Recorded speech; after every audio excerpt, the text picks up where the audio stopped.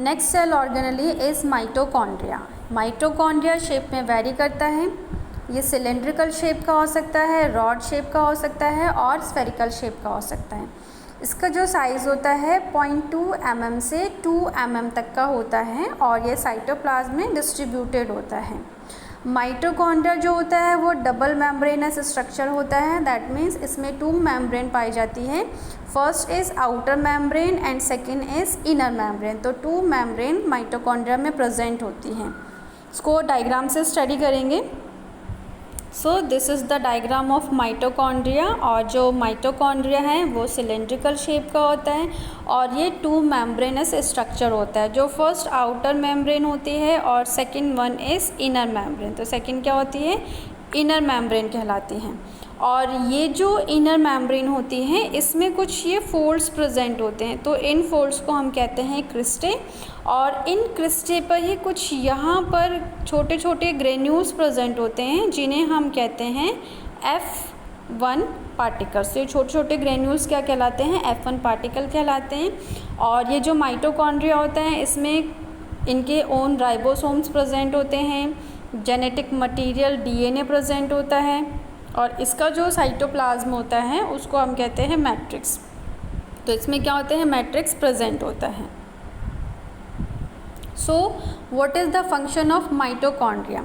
तो mitochondria are site of cellular respiration. Mitochondria क्या करता है, सेलुलर रेस्पिरेशन की साइट होती है, यानी सेल में जो रेस्पिरेशन का प्रोसेस होता है वो माइटोकॉन्ड्रिया में ही होता है। तो सेलुलर रेस्पिरेशन में क्या होता है, जितना भी फूड सब्सटेंस होते हैं, फॉर एग्जांपल कार्बोहाइड्रेट्स या फिर जो फैट्स होते हैं, तो इन सब का ऑक्सीजन के प्रेजेंस में क्या होता है, ब्रेक डाउन होता है, जिसे हम कह सकते हैं ऑक्सीडेशन। तो इनका फूड सब्सटेंसेस का क्या होता है, ऑक्सीडेशन होता है या ऑक्सीजन के प्रेजेंस में इनका जो ब्रेक डाउन होता है तो इनसे फॉर्मेशन होता है कार्बन डाइऑक्साइड और वाटर वेपर का। इसके साथ साथ ये क्या करता है, एनर्जी भी रिलीज़ करता है जिसको हम यूज़ करते हैं ATP के फॉर्म में। ये जो ATP है इसका पूरा नाम होता है एडिनोसिन ट्राईफॉस्फेट। तो हम इस एनर्जी को जो रिलीज़ हुई है ऑक्सीडेशन के प्रोसेस के थ्रू उसको हम ATP के फॉर्म में यूज़ करते हैं।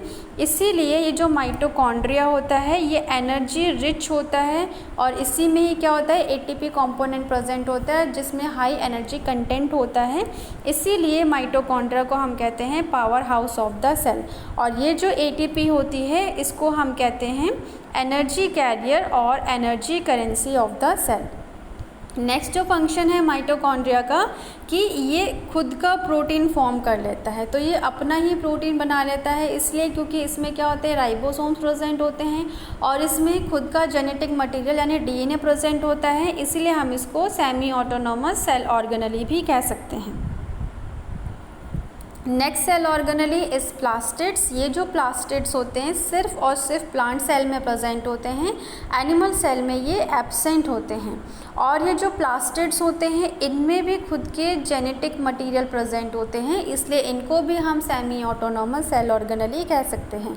ये जो प्लास्टिड्स होते हैं ये 3 टाइप्स के होते हैं। First is chromoplast. ये जो क्रोमोप्लास्ट है ये कलर्ड प्लास्टिड होता है, यानी ग्रीन कलर को छोड़कर जितने भी कलर्स होते हैं वो क्रोमोप्लास्ट के थ्रू ही होते हैं। फॉर एग्जांपल फ्लावर के जो कलर्स होते हैं, फ्रूट के जो कलर होते हैं वो क्रोमोप्लास्ट के थ्रू ही होते हैं।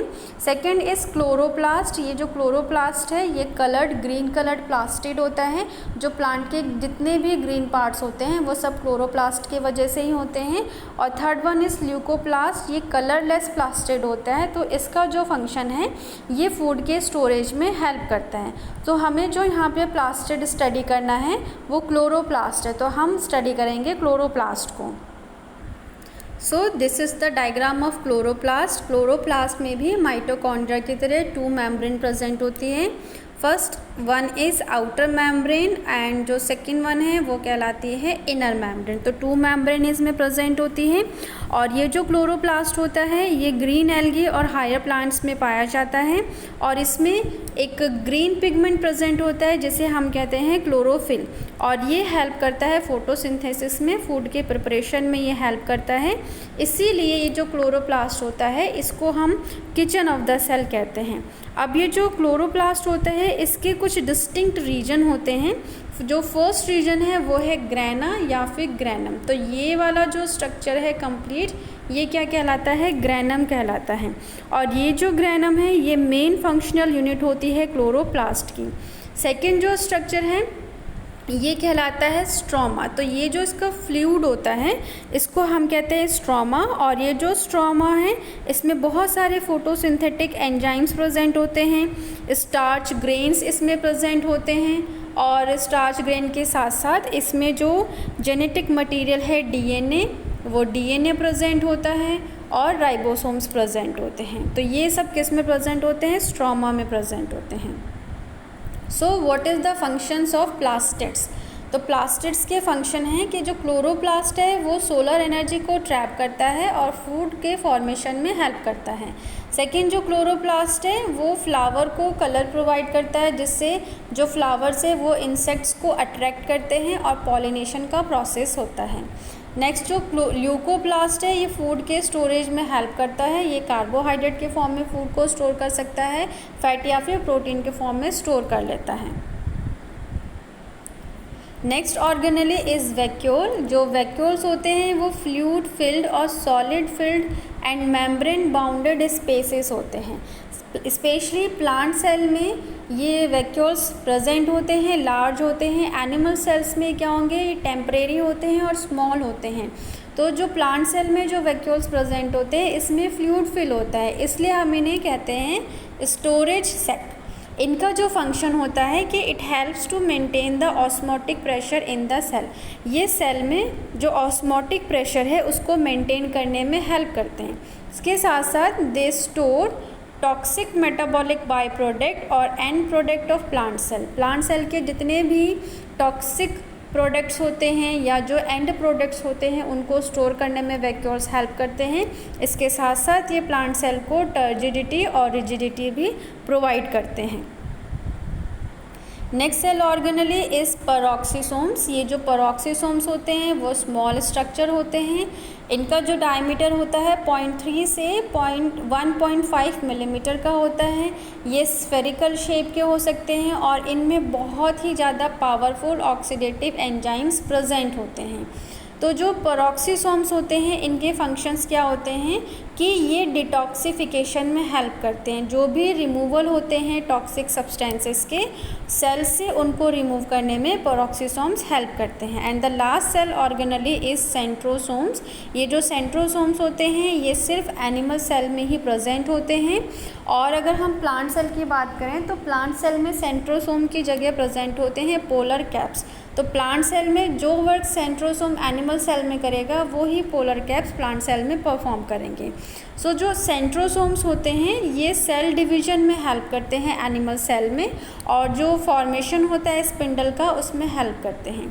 और प्लांट सेल में सेल डिवीजन में हेल्प करते हैं पोलर कैप्स, और स्पिंडल फॉर्मेशन में भी ये हेल्प करते हैं। And the last difference between plant cell and animal cell. तो जितना भी हमने ये अभी स्टडी किया है सेल ऑर्गेनेली को, तो इसके बेसिस पे ही हम प्लांट सेल और एनिमल सेल में डिफरेंस बता सकते हैं कि जो एनिमल सेल होती हैं वो साइज़ में स्मॉल होती हैं, लेकिन जो प्लांट सेल होती हैं वो साइज़ में लार्ज होती हैं। एनिमल सेल में सेल वॉल एब्सेंट होती है, प्लांट सेल में सेल वॉल प्रेजेंट होती हैं। एनिमल सेल में जो स्पेशली यूग्लिना है उसको छोड़कर क्या होगा? प्लास्टिड्स एब्सेंट होंगे। ओनली यूग्लिना में प्लास्टिड्स प्रेजेंट होंगे, अदरवाइज एनिमल सेल में प्लास्टिड्स एब्सेंट होते हैं, लेकिन जो प्लांट सेल हैं उसमें प्लास्टिड्स प्रेजेंट होते हैं। एनिमल सेल में जो वैक्यूल्स हैं अगर वो प्रेजेंट होंगे तो स्मॉल और टेम्परेरी होंगे, लेकिन प्लांट सेल में जो वैक्यूल्स होते हैं वो लार्ज और परमानेंट होते हैं। एनिमल सेल में जो गोल्गी अपरेटस होता है वो कॉम्प्लेक्स और प्रोमिनेंट होता है, लेकिन जो प्लांट सेल हैं उसमें जो गोल्गी अपरेटस होता है वो सिंपलर यूनिट होती है, जिसे हम कहते हैं डिक्टियोसोम्स कहते हैं। एनिमल सेल्स में सेंट्रोसोम्स और सेंट्रियोल्स प्रेजेंट होते हैं, लेकिन जो प्लांट सेल हैं उनमें सेंट्रोसोम्स और सेंट्रियोल्स एब्सेंट होते हैं। इनके बदले क्या प्रेजेंट होता है? पोलर कैप प्रेजेंट होते हैं।